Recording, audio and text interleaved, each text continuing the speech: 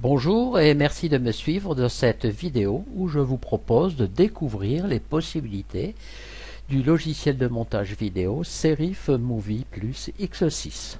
Pourquoi ce logiciel? J'ai envie de répondre pourquoi pas.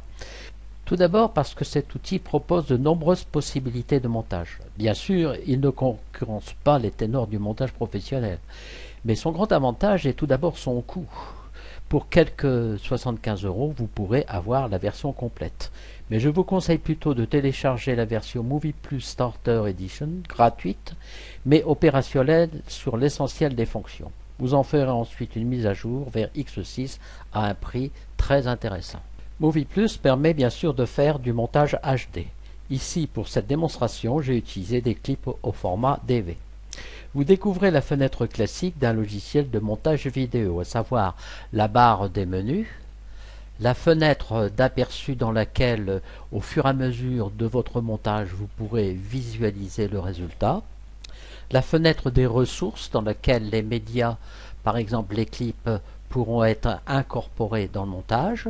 Vous pourrez aussi incorporer, par exemple, des photos, mais aussi des bruitages, mais aussi grâce aux galeries, paramétrer tout un tas d'effets spéciaux, notamment les effets de transition, voire des effets vidéo, paramétrer vos textes dans vos titres, etc., etc. Je ne passerai pas ceci en détail pour l'instant. La troisième partie de votre écran constitue la table de montage, dans laquelle vous retrouvez les pistes de montage, sur lesquels vous allez déposer tous les ingrédients qui vous permettront de réaliser votre vidéo. Grâce au menu Créateur, vous pourrez définir les menus que vous utiliserez pour lancer vos DVD après les avoir gravés. Voilà, je lance ici l'une des vidéos. Je peux aussi lancer celle-ci grâce au menu aperçu.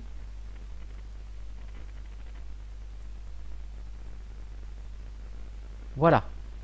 Regardons d'un peu plus près les pistes de ce montage. Vous observez ici une piste de superposition qui va contenir les éléments du titre d'introduction. J'ai inséré une autre piste sur laquelle je peux faire d'autres superpositions et nous verrons comment. Ici, la piste vidéo principale sur laquelle j'ai récupéré les clips. La piste groupe vidéo, nous en parlerons plus tard. La piste audio avec les audios associés au clip que j'ai inséré. Une piste de fond musical. Et enfin, une piste de bruitage et une piste de narration dans laquelle vous pourrez insérer vos commentaires. Pour l'instant, toutes les pistes sont inactives, désactivées ici, voyez, sauf la piste de superposition. Je replace mon curseur au début, ici à 00, et je fais démarrer. Vous avez ici un effet de texte qui apparaît avec une explosion, puis l'autre titre qui apparaît derrière. Si je clique sur ici l'œil pour rendre visible ma vidéo, je reviens au début et vous allez voir que le titre apparaît sur un fond que j'ai créé avec un logiciel d'édition de photos. Voilà. La vidéo principale, eh bien, je vais la faire intervenir maintenant. Je reviens au départ. Le titre, effet de titre explosion, apparaît en vieux film derrière un fond sur lequel le titre de la vidéo s'inscrit. Il ne manquait plus à ça qu'un petit peu de musique.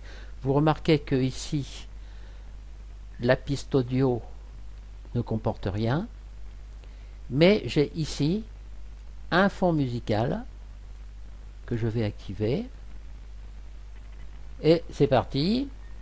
Vous obtenez donc une musique sur l'animation de début du film.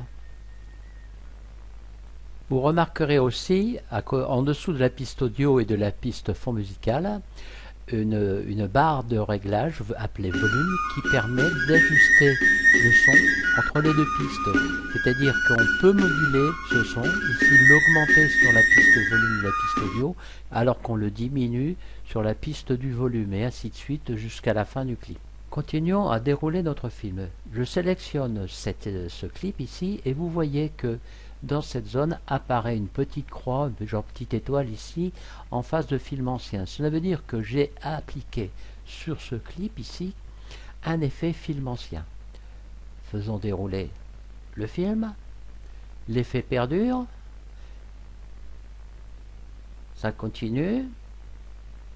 Et là, vous allez observer que petit à petit, les couleurs réapparaissent. Ça veut dire que j'ai annulé l'effet vieux film. Vous observez sur ce clip un petit feu rouge. Si je fais un clic droit sur ce feu rouge, je peux faire apparaître ce que l'on appelle des images clés. Ces images clés sont repérées par deux points de rond. Si je vais sur le premier des ronds, les paramètres associés apparaissent ici dans cette fenêtre. Ce sont les paramètres de film ancien. Si je clique sur le deuxième rond, qui repère la deuxième image clé, vous apercevez que l'image est en couleur parfaite, et tous les paramètres que j'avais concernant le film ancien, à savoir le bruit 25, les éraflures 50, etc., ont été annulés. C'est-à-dire que je peux donc ainsi passer d'une image film ancien à une image qui n'est plus une image film ancien mais en couleur, et le logiciel va faire ce passage de façon progressive et complètement transparente pour vous. Poursuivons notre parcours de cette vidéo et arrêtons-nous sur cet effet d'image dans l'image. Vous voyez l'image des tracteurs qui petit à petit s'agrandit et vient occuper toute l'image qui est située en dessous, en l'occurrence ici une photo. Regardez ce qui se passe si je déplace le curseur temps. Voilà. Vous voyez que l'image apparaît progressivement. Sur ce clip, il y a le petit feu rouge. Je fais un clic droit et je vais afficher les images clés. Vous observez deux petits ronds qui repèrent deux images clés. La première m'indique par la toute petite tâche ici que mon clip est réduit pratiquement à 0. Deuxième image clé, l'image est en entier sur l'écran. Entre les deux, vous observez des positions intermédiaires qui caractérisent cet effet de l'image dans l'image. Donc j'ai donc défini deux images clés et le logiciel ici, entre cette image repérée ici et celle-là, va reconstituer les images nécessaires à votre animation.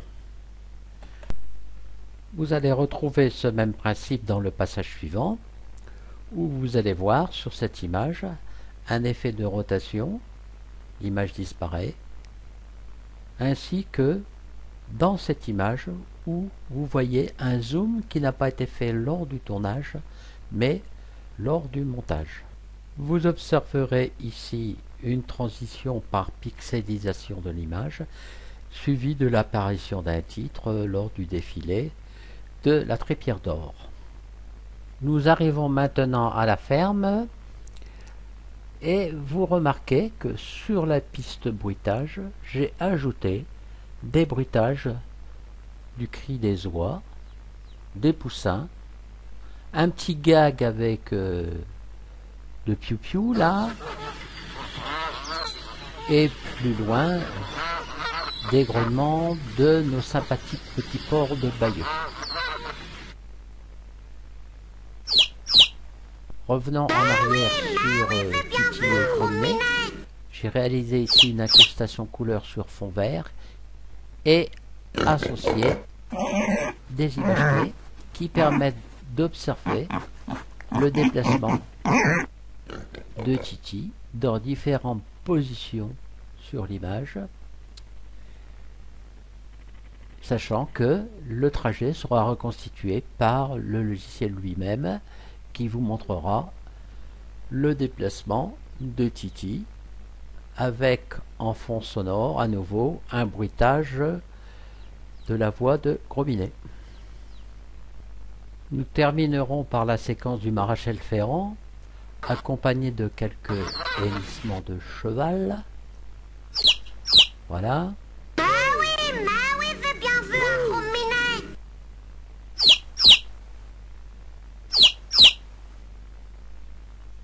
Petite précision, tous les bruitages que vous avez entendus ont été récupérés sur Internet dans des banques de données de bruitage complètement gratuites. Dans la séquence suivante, vous voyez apparaître 4 images dans l'image, un titre déroulant, puis le début de ce qui va constituer le générique de fin. Dans cette position ici du curseur temps, vous voyez bien la vidéo qui contient le texte. Sur la piste de superposition, bon, il n'y a rien. Ici, vous avez la piste principale, la vidéo principale, et ici une piste qui s'appelle groupe vidéo et qui actuellement est représentée, si vous voulez, par ce trait blanc. Et dans les pistes sous-jacentes, vous remarquez ici une piste appelée groupe vidéo, en face de laquelle, dans la zone correspondante, vous voyez ce trait blanc. Je vais dire qu'en fait, les 4 vidéos des voitures ont été regroupées dans ce qu'on appelle un groupe vidéo, que je fais apparaître actuellement. Et effectivement, vous voyez les 4 pistes des voitures, les vidéos des voitures, sur un fond fleuri. Sur chaque clip vidéo, vous voyez une petite croix noire, petite étoile noire, qui veut dire que sur chaque clip a été appliqué un effet de transformation. Vous voyez ici, sur l'aperçu, un cadre qui encadre le clip.